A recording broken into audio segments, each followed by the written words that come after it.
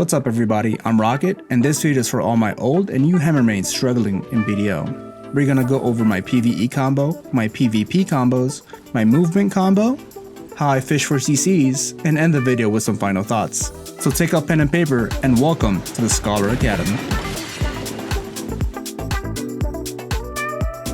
So I was waiting after the first week of updates to come through for Scholar. I didn't want to make this video and have it be outdated after the first week and give you improper information. We got some important bug fixes that actually helped me out a lot. I was able to get my Fiery Dandy onto my Scholar finally, which also opened up 10 AP for me for PvE, which is great. And we also got the Q movement fix for Scholar where you would try to phase through a player but they were too close and you would have collision, and that was very frustrating because the animation would fail and you would just stand there and die, which is not good at all. So let's get into this PvE combo. This PvE combo was mainly made for Dark Seekers. I think you could use this at any high-end spot. I'm gonna go ahead and show it up at the start and then we'll break it down afterwards.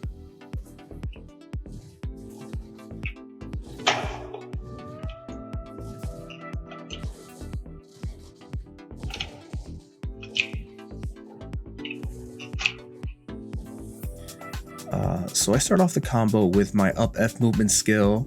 It has a DP buff for me and AP shred for the monster, and then I go into my E flows.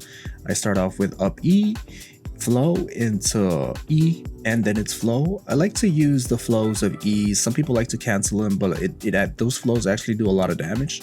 Alright, so after you got your pre-buff set up with your up F and your E's and E flows, I like to reposition my character and I'll use spacebar to kind of get the mobs all around me. They kind of group up a little tighter, and then I'll go into my DP shred and my first DPS skill. I like to go into shift LMB into down RMB. After down RMB and its flow, I'm holding shift RMB to get into that first hammer skill, and I like to cancel that hammer charge whenever possible. Some people like to use the charge of the hammer. I don't like to use the charge of hammer. I feel like it's downtime. You're losing DPS when you could be using other skills that do more damage.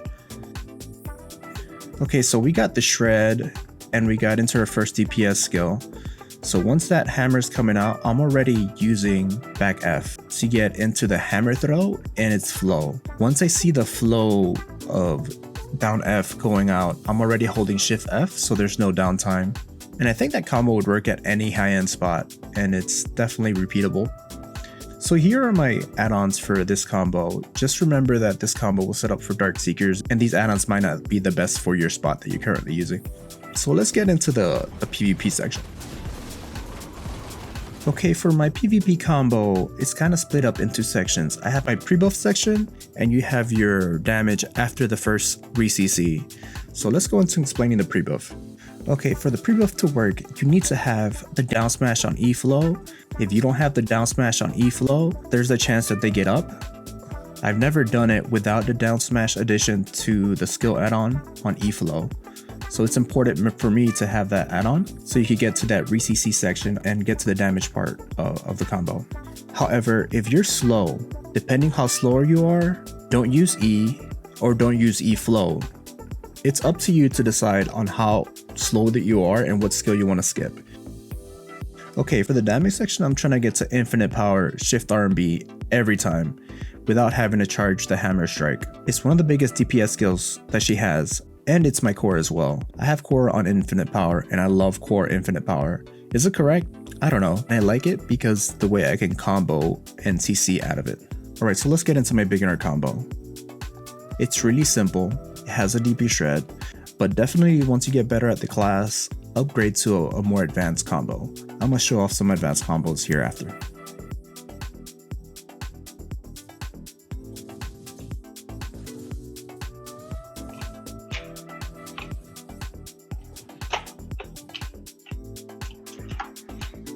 Alright, so after this beginner combo, let's go into some more advanced combos. Advanced combo number 1.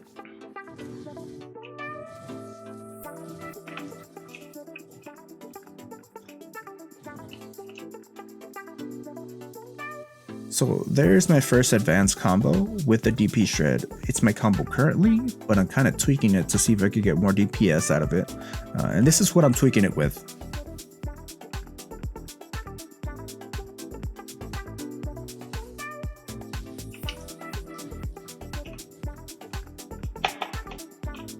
And we're up. Okay, that combo works, but it has no DP shred, which is kind of problematic. So I'm trying to incorporate the DP shred with it, and this is what it looks like with the DP shred. Sometimes it works, sometimes it doesn't work. You have to be really fast with the skill cast to make this work. But if you have 100, it will work.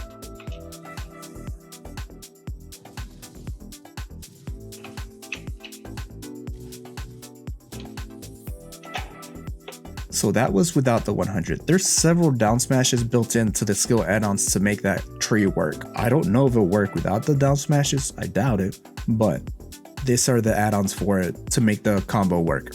So let's see if the bug is fixed for the 100 debuff consume. Hey, yeah, let's get it, let's get it. Here's the combo with the 100 and it should work every time.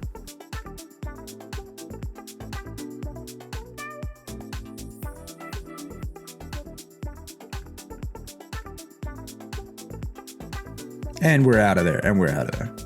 All right, gonna quickly break down the cancels for infinite power. I like to spam that skill, and I use it often. So here's cancel number 1 for the infinite power. C swap into infinite power. Cancel number 2 for infinite power. F into F low into infinite power. Cancel number 3, down R&B into down R&B flow into hammer. And you can also do it with R&B and its flow. All right, so I'm gonna give you 3 options to CC if your grab's on cooldown. The first way I like to get CCs out of grab is Q stun into F kick for the knockdown. The second skill is your spacebar into that knockdown. And the last one is the hammer throw poke into a stiff.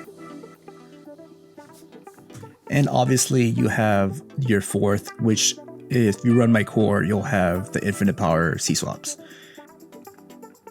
Okay, so here's how I like to fish for CCs.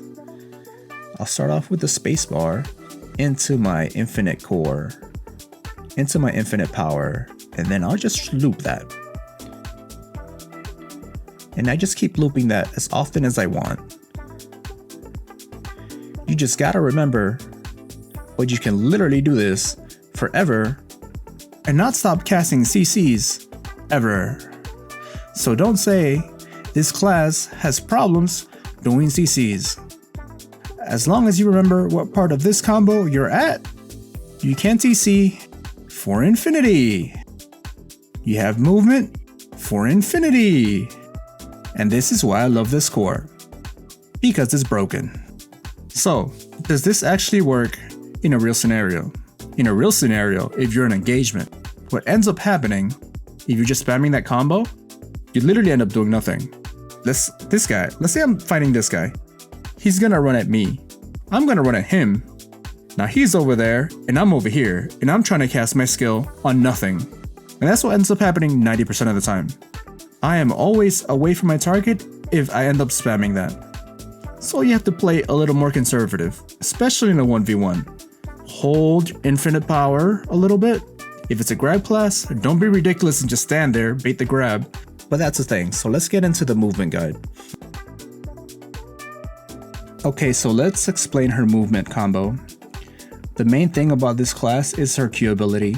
Her Q ability lets you warp from one place to another, so when she warps, then you get a cooldown reduction on the skill, so essentially you could cast the skill immediately afterwards. Okay, so let's say they're in the middle of a fight, and I need to disengage or reposition myself. So the first thing I'm gonna do is not cast Q, but I'm gonna use the iframe, because the iframe is protected at the start with the iframe into SA. That is our safest way to get out of a fight. And the iframe automatically flows into Q with SA, so you stay protected the whole time. The one thing I'm not doing when I'm disengaging, I'm not casting the flow of Q with LMB, because that flow of Q lets people catch up to me. I'm losing time, I'm losing ground. So if I need to disengage quickly, I do something like this.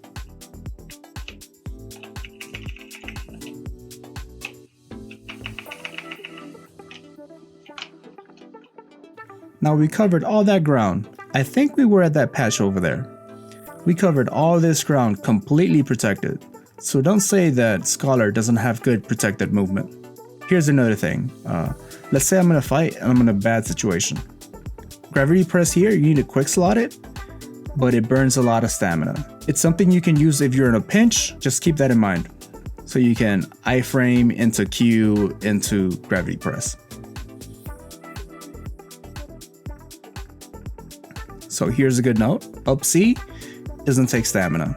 That's one of the skills that you can use during movement to recover stamina. I also like to put Gravity Storm on my hotbar. That is the flow of the back iframe. If you want to use the flow without using the back iframe, you could quick slot Gravity Storm and just use it from the quick slot instead of using the initial iframe up at the front. Okay, some final thoughts for the class. I think the class is good. They did something different this time compared to when they usually release other classes. Usually what they'll do, they'll release a class very strong and then they'll scale back. But this time, they started off with a nerf and they're going forward.